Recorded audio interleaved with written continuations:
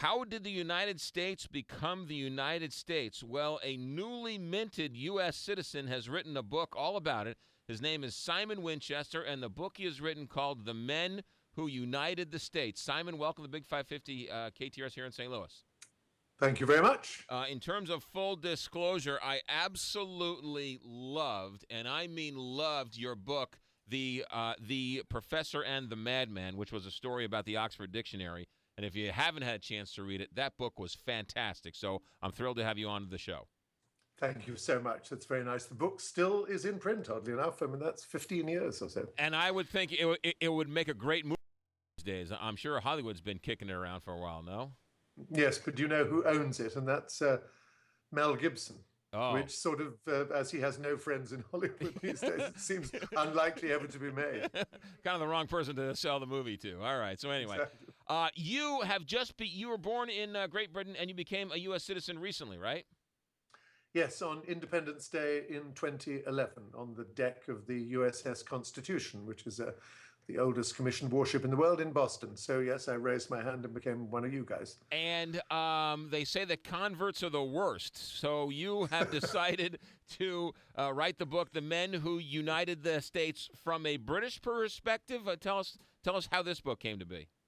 No, I don't think it's from a British perspective. I think it's from a delighted new citizen of this country's perspective. I think if I thought of it from a British perspective, it would be about how relieved I am that you don't have a king and all that kind of thing. But I don't talk about that.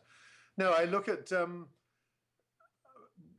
at many different ways of writing a book, which in essence, I wanted to say, I love this country. I don't mean to sound cheesy about it, but I'm enormously fond of this country, hugely impressed by it as a great experiment. And how has it managed, despite all the troubles it's had, not least in the 1860s, of course, to remain, generally speaking, united in a way that no other large entity in the world has. I mean, Russia's not united, Canada's not united, Europe, from where I come, is manifestly not united, and the United States, which is full of people of every imaginable color and creed and persuasion, hangs together in a way that is a demonstration of unity like no other. How did that happen? It's a great story, even if we weren't going through the current times. But since we're going through the current times where our two political parties refuse to talk to each other, the government is shut down. Not the worst of times, certainly not the best of times, but we have been able to go through these times and yet still make it through. Indeed. I mean, good Lord, there have been far worse times, I would have thought. I mean, I first came to America as a reporter during Watergate, which was a great constitutional crisis with an American president resigning. But on the other hand, there were things like prohibition. I mean, how lunatic is that? And yet the country survived it. It got through those bad times. It had a civil war. It survived that. So it's a nasty case of hiccups, but it is only a hiccup. What did you find researching about the men who united the states? Give us some of the stories you tell in this book. Well, and first of all, I've got an apology to make to the women because, of course, this is a very masculine story, with the single exception of Sacagawea, met by Lewis and Clark up in the Dakotas in 1804. She's about the only woman in the story. So it has to be said that the women played very much a secondary role in this tale. Well, where to start? All manner of things I found out, all extraordinary people who we've long forgotten. I mean, Clarence King, one of my great heroes, one of the early geologists, and went on to become the first ever director of the US Geological Survey. Didn't like white women, only liked sleeping with black women. Didn't get married until he was at a great age. Met a black woman in New York, didn't say, hello, my name's Clarence King, I'm director of the US Geological Survey. He suddenly, it was an extraordinary thing, talk about what a complex web we weave when we practice to deceive. He didn't say, I'm Clarence King, he said, hello, my name is James Todd, and although I look white, I'm actually black, and I'm a porter on the Pullman railway system. Can we have dinner? He took Ada Copeland, who was from a slaving family in Georgia, to dinner. They fell in love, they married, they have 5 children, And for the next 20 years of his life, the last 20 years of his life, he never told her otherwise. He lived two completely separate lives. One as a white, patrician, Yale-educated geologist, and the other as a black, but not in the slightest bit black-looking Pullman porter called James Todd. And only when he died of GB in Albuquerque did he say to the doctor, "I think you better tell Mrs. Todd, sitting over there with my 5 children in Queens, New York, that her name is actually Mrs. King, and that the reason that 2 of her children are as white as the driven snow is because I'm actually white. I haven't got any black blood in me at all." What year did that happen? This was the 1880s, basically. So in the 1880s, there was a white man who actually wanted to be black. Because he loved black women, yes. And the miscegenation, the relations between black and white people were frowned upon by society. And so he had this idea that I'll create a black persona for myself. But he wasn't black at all. It is an extraordinary story. That's one that's lost to the history. The book is called The Men Who United the States. Simon Winchester, our guest. All through this book, Simon, you keep coming back to technology. And even though we talk about technology in the 21st century, you talk about technology in the 17th, 18th, and 19th centuries. Well, the way I've organized the book, we'll see what the critics have to say about it, is it goes along the line. I used to live in China for quite a long time, and so the 5 basic elements of wood, earth, water, fire, and metal. And particularly in the chapters on, to some extent, on water, which is going up, making canals, going riverboats and so forth, but particularly in the chapters on fire and metal, there's a great deal about technology, because to get across this country rapidly, you needed to employ steam-driven vehicles of one kind or another, or vehicles that were driven ultimately by fire, by heat. And so I look at railway trains, I look at riverboats, I look at motor cars, the beginning of the interstate highway system, and I look at aeroplanes. And then I go to the chapter on metal, and I look at the telegraph system and Samuel Morse and the development of radio that we're speaking on, television, which we're sort of speaking on as well, and the internet. There's all sorts, you asked me about little stories. One nice irony, which I think is quite amusing, is that I look at FDR and the distribution of electricity to the farms in America, because in 1935, 800,000 farms, no electricity. You couldn't milk your cow with electricity, you couldn't warm your water, couldn't do anything. He set up the Rural Electrification Administration, which brought electricity to these farms. The first place in America to get electricity, the first farms were in western Ohio, specifically a town called Miami, Ohio. The 8th Congressional District were the first ones to get were the beneficiaries of FDR's big government. Who is the representative today for the 8th District of Ohio? None other than John Boehner. Absolute foe, a pillar of the anti-big government establishment.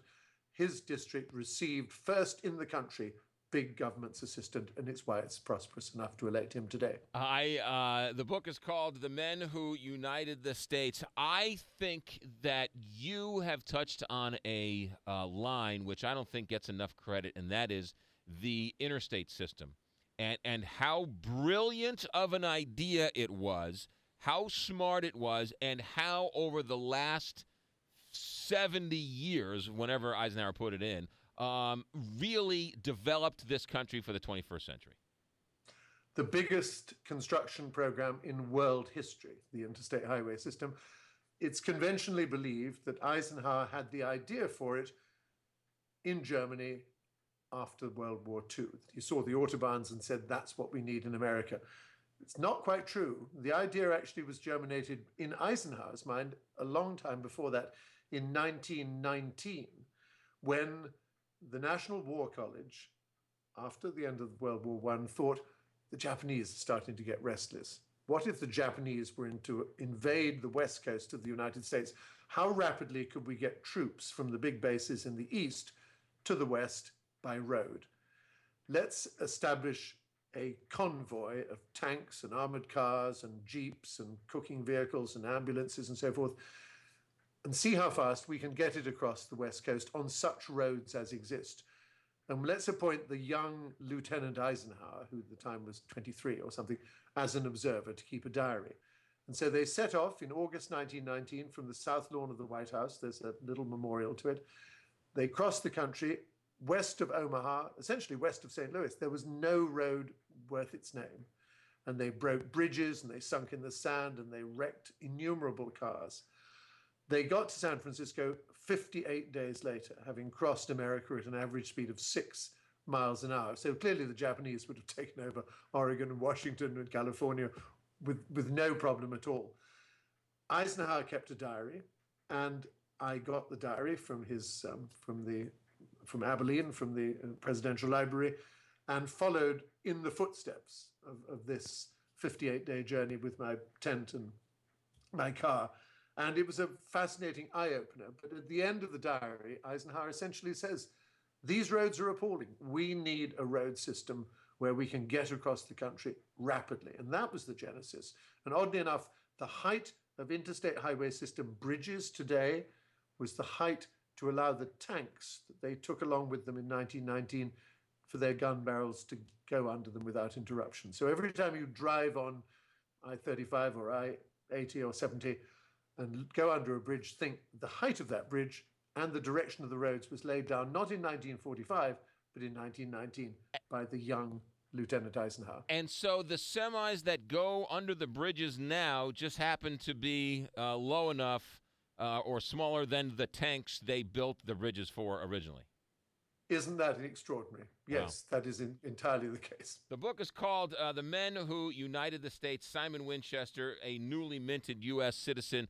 What is it, what are you most shocked of about the natives, the born citizens of the United States that you just don't understand, something we take advantage of, we don't quite understand? As a newly minted U.S. citizen, what surprises you about the rest of us?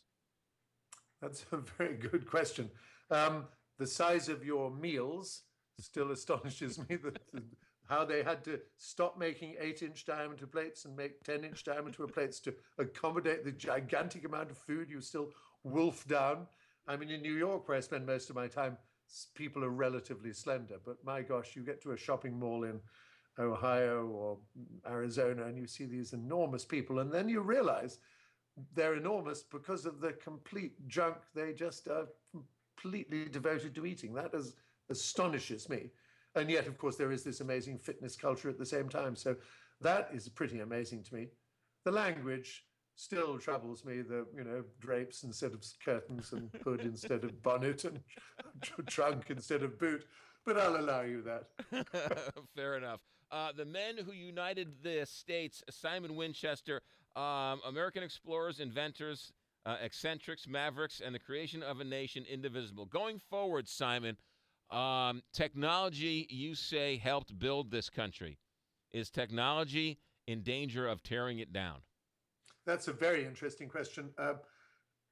Leaving aside weaponry and things like that, technology is having the opposite effect now of uniting the states. The first ever radio broadcasts were made in 1906, and by that I mean not Morse code, which was 1902, and that was Marconi talking between Cornwall and Newfoundland. But once this man, another long-forgotten figure, Reginald Fessenden, broadcast the first voice, Christmas Eve 1906, and beginning the national conversation that, if you like, you and I are having today, radio in those early days was a tremendous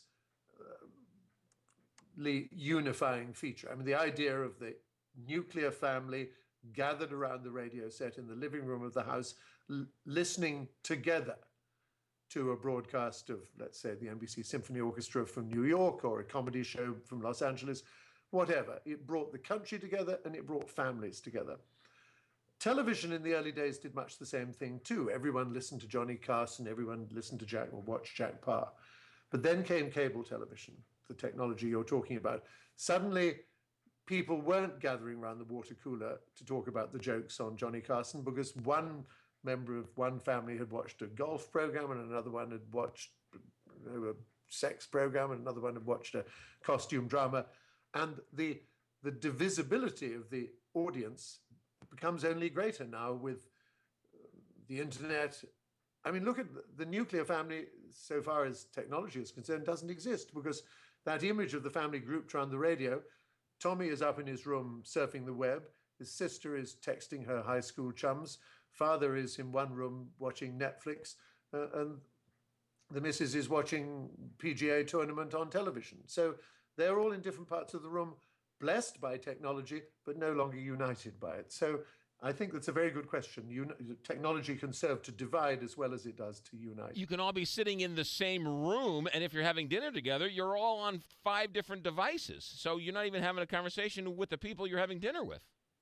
Well, exactly. In fact, as I'm talking to you now, I'm actually on my cell phone. No, I'm not. But I mean, I could be. That's precisely the point I'm making. The book is called The Men Who United the States, Simon Winchester. If it's anything like his former book, The Professor and the Madmen, it'll be a great read. The Men Who United the States. Any movie talk about this, Simon?